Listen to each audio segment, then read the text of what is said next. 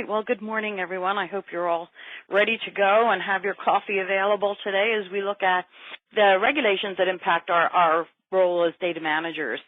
Our learning objectives today, we're going to define the 21 CFR 11 regulations as they impact our discipline, describe what is meant by an electronic signature. I'm sure we all know, but there are regulations that actually speak specifically to that.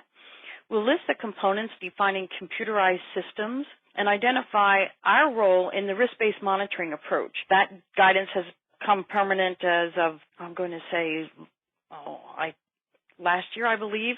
And there are some specific addressing data management and their role as well as statistics. And then we'll examine the eSource implementation from a CDM perspective.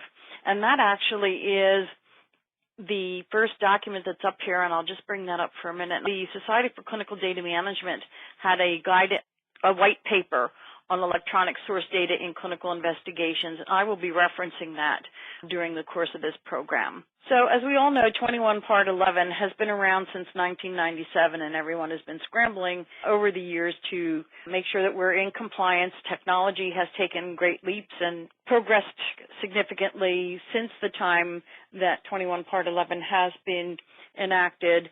And so the document in itself is huge, and we'll stick to the most important high points of the regulation. The high points of 21 Part 11 are that we need to ensure that we have a system in which electronic records and signatures are trustworthy, reliable, and secure.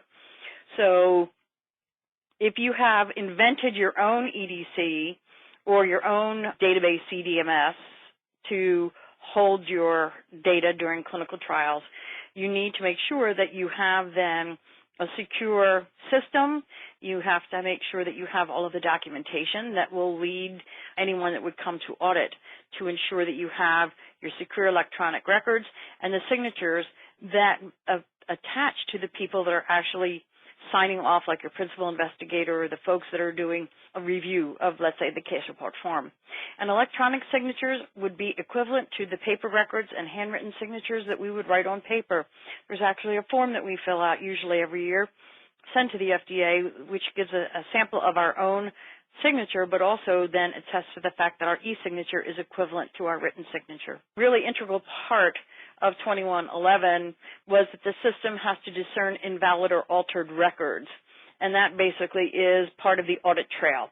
Everything needs to have an audit trail now so that the study from beginning to end can be recreated as far as how the data have been entered, how they've been changed, and why they've been changed. And also then the signatures would be linked to an electronic record, and that's specifically for your principal investigator when they sign off on the electronic case report form.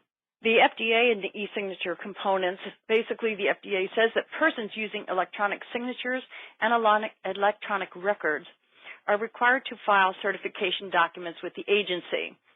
And by person, it refers to an individual or an organization with legal rights and duties. And so we file this certification. It's a one-time requirement for persons wishing to utilize electronic signatures, and is a declaration that the electronic signature that we put on the electronic records are legally binding. And that's why when we, for example, do training for our sites, if we're using an EDC, ECRF application, that we ensure that they do not share their username and passwords, because that username will be linked to an electronic signature, and we want to ensure that those are truly correct. Now, the regulatory environment, the European Union, they have a directive, and I also have a sample of that document as well that you should have received. And the EU defines a stronger type of electronic signature than Part 11.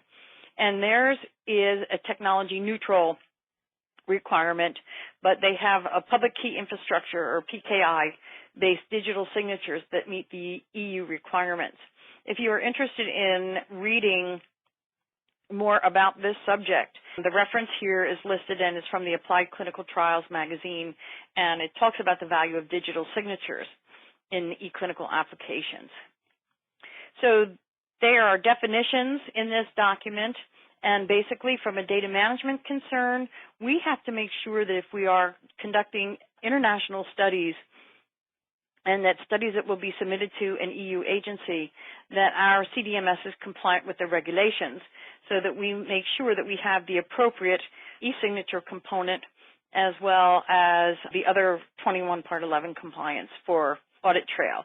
And so when we are, let's say, getting a new system, we have to ensure that the e-signature is robust, and usually during our user acceptance testing, we will also test and ensure that the e-signature is applied appropriately. Do you have any questions?